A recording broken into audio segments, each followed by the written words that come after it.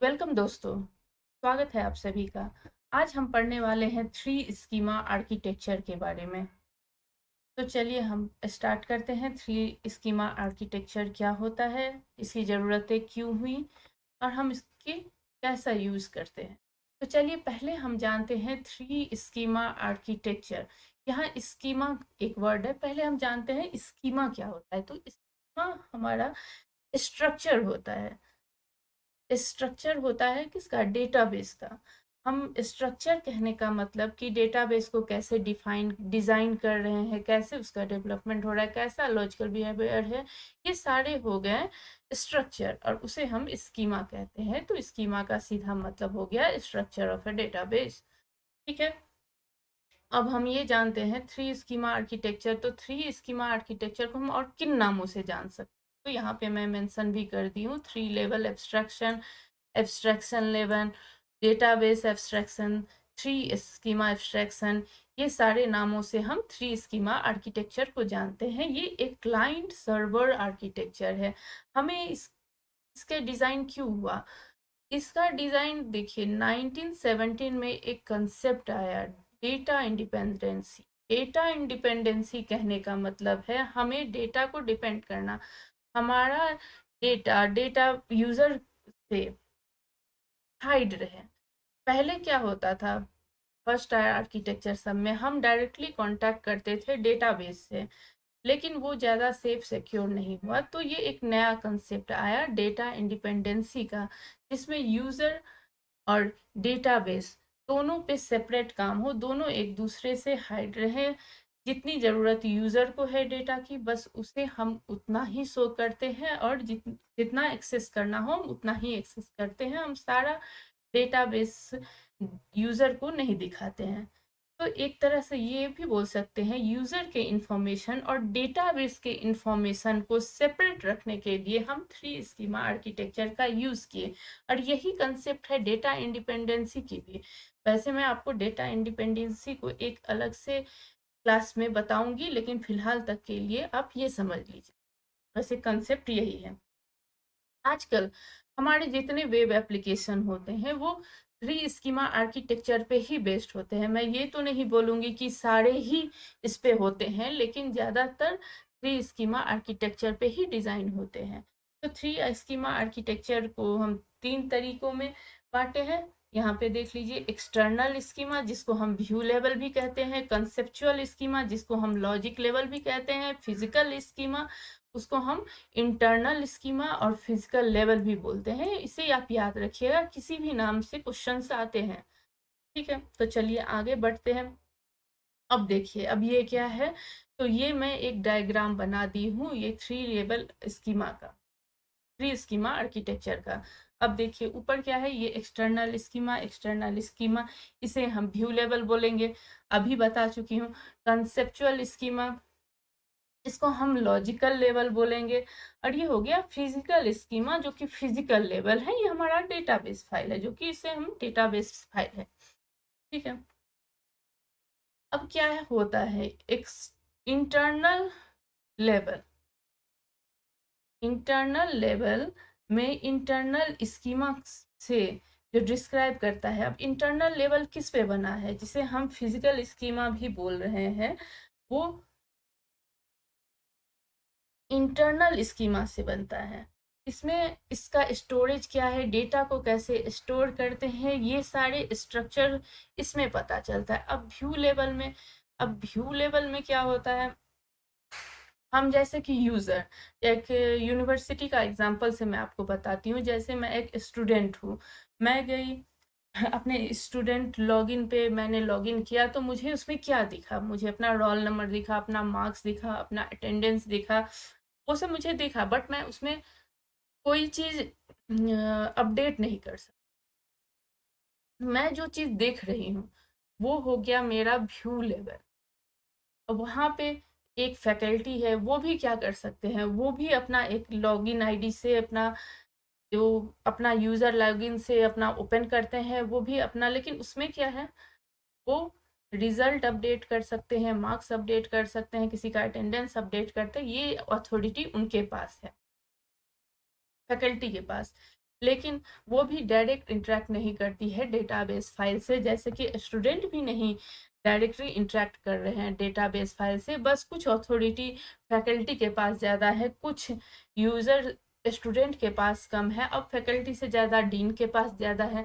वो अथॉरिटी अपने पे डिपेंड करती है।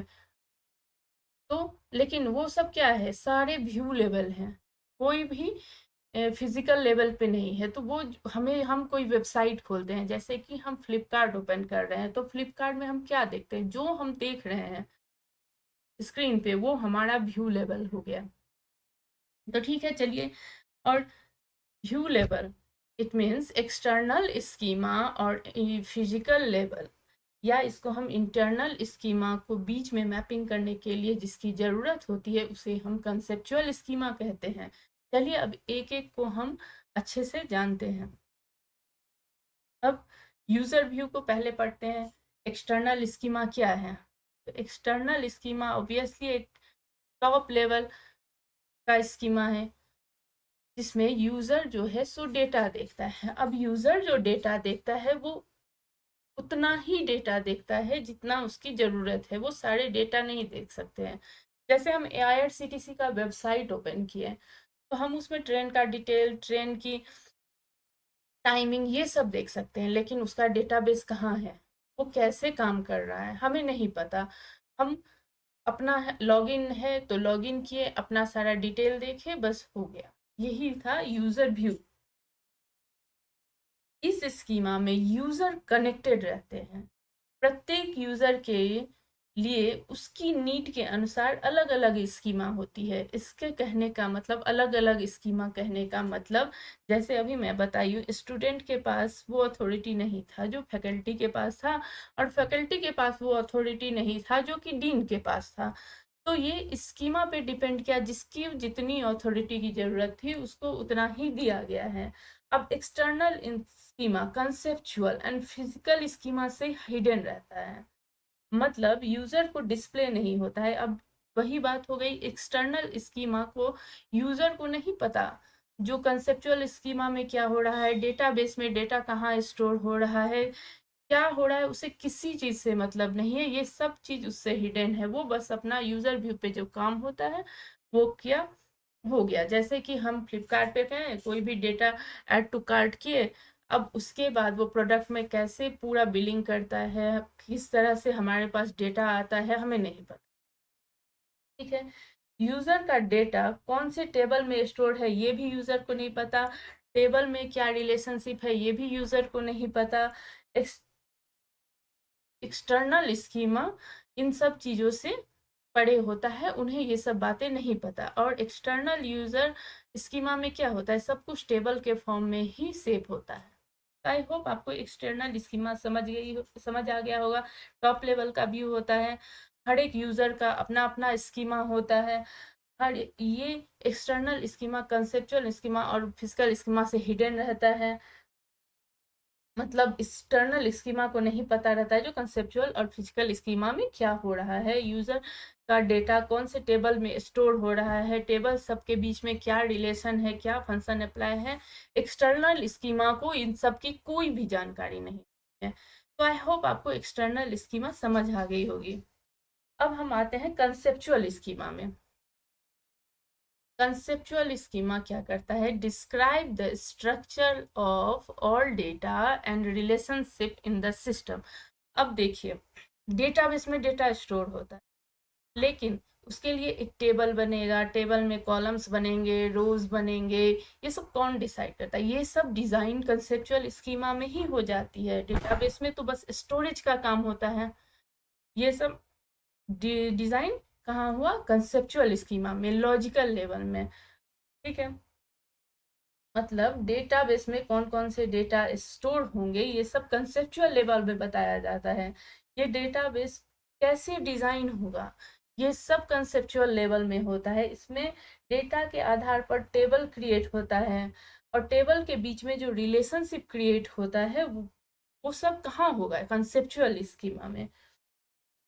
मतलब डेटाबेस का logical structure, data model, relationship, rule, constant, ये सब कंसेप्चुअल स्कीमा में ही डिसाइड होता है। तो आई होप आपको कंसेप्चुअल स्कीमा समझ में आ गया होगा। External schema, conceptual schema. अब हम आते हैं आखिरी इंटरनल स्कीमा, जिसको हम फिजिकल लेवल और इंटरनल स्कीमा, फिजिकल स्कीमा और फिजिकल लेवल भी कहते हैं। अब देखिए, ये सबसे लोएस्ट लेवल होता है। इसमें हम समझ चुके हैं जो डेटा कहाँ कैसे स्टोर होता है। सारे डेटा, ये सबसे लोएस्ट लेवल का स्कीमा हुआ, सारे डेटा यहाँ पे ही स्टोर होते हैं, या तो सेंट्रलाइज या डिसेंट्रलाइज। सेंट्रलाइज का मतलब हो गया जो एक ही जगह पे हम डेटा को रिट्रीव भी कर रहे हैं, वहीं पे हम डेटा स्टोर भी कर रहे हैं। और डिसेंट्रलाइज का मतलब हो गया हम अलग अलग जगहों पे अपने डेटा को स्टोर रखते हैं। आजकल डिसेंट्रलाइज ही बहुत ज़्यादा चल रहा है। ये एक लो लेवल ऑथेंटिकेशन है। ये स्कीमा जो है सो डेटाबेस को कंट्रोल करता है। ये स्कीमा ही डेटा डिक्शनरी को मेंटेन करता है। अब डेटा डिक्शनरी मैं आपको अच्छे से एक क्लास लेके एक्सप्लेन करूंगी। अब अभी तक के लिए आप ये समझ लीजिए, जो इस स्कीमा द्वारा ही डेटा डिक्शनरी को मेंटेन किया जाता है। इसमें डेटाबेस एडमिनिस्ट्रेशन को मैनेज करेंगे। इस स्कीमा द्वारा हम कौन से डिस्क में अपना स्टोरेज डेटा को रखेंगे, सेकेंडरी मेमोरी में, डिस्क ड्राइव में, प्रेजेंट डिस्क में, कहाँ क्या कैसे मैनेज होता है, इसमें ही रहता है। ठीक है, अभी देखिए थ्री लेवल स्कीमा, इसका एडवांटेज क्या है। ऑब्वियस ये डेटा इंडिपेंडेंसी प्रोवाइड करता है। अब डेटा इंडिपेंडेंसी प्रोवाइड करने का मतलब हर डेटा को अलग अलग जगह पे हम स्टोर रखते हैं।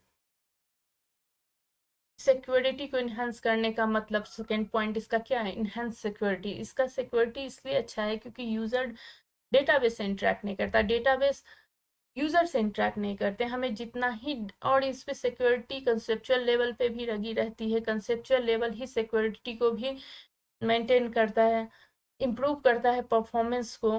डेटाबेस का इवोल्यूशन, स्केलेबिलिटी भी अच्छी है इसमें।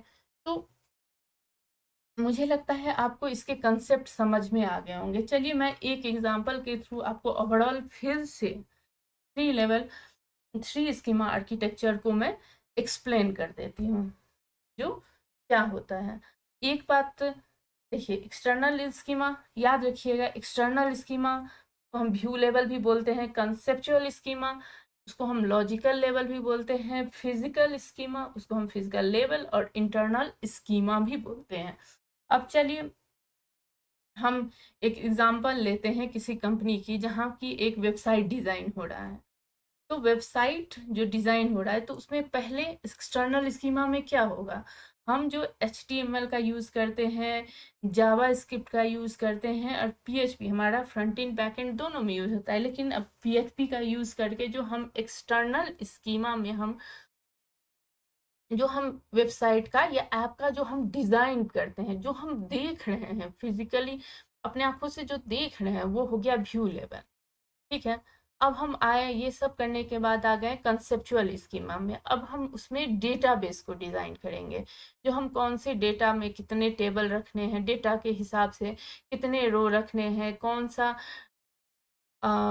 सा रिलेशनशिप होगा, कौन सी ऑथोराइज किस यूजर को देना है, कितनी सिक्योरिटी कहाँ मेंटेन करती है, कौन सी की कहाँ लगनी, ये सारे कुछ कंसेप्चुअल स्कीमा में होते हैं। और फिजिकल स्कीमा लास्ट आ गया हमारा डेटाबेस फाइल, जिसमें हम डेटा को स्टोर करते हैं।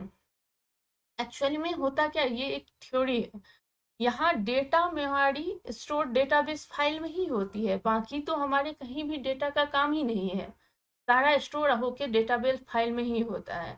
अब कभी कभी क्या होता है, डेटाबेस फाइल में हम डेटा फाइल के हिसाब से मेंटेन रखते हैं, और एक्सटर्नल स्कीमा में टेबल के हिसाब से मेंटेन रखते हैं। अब एक शॉर्ट में आपको बता दूं, जो जैसे कि ये फिजिकल स्कीमा है, वो क्या करेगा, डील करेगा स्टोरेज ऑफ डेटाबेस। आप सब कुछ भी भूल जाइए, लेकिन ये बात याद रखिएगा, तो आपको ये थ्री लेवल आर्किटेक्चर हमेशा याद रहेगा। जैसे डेटाबेस फाइल मतलब फिजिकल स्कीमा डील करेगा डेटाबेस के स्टोरेज से, कंसेप्चुअल स्कीमा डील करेगा टेबल से और उसके रिलेशनशिप से, और एक्सटर्नल स्कीमा डील करेगा रिक्वायरमेंट ऑफ यूजर से। ये बस ये 3 बात जो मैं अभी बताई हूँ, आप इसे दिमाग पे रखिएगा तो आपको कभी भी ये 3 स्कीमा आर्किटेक्चर में कंफ्यूजन ही नहीं होगा। क्या बोली मैं अभी? फिजिकल स्कीमा डील करेगा डेटाबेस के स्टोरेज से, कंसेप्चुअल स्कीमा डील करेगा टेबल एंड देयर रिलेशनशिप से, और एक्सटर्नल स्कीमा डील करेगा रिक्वायरमेंट ऑफ ए यूजर से।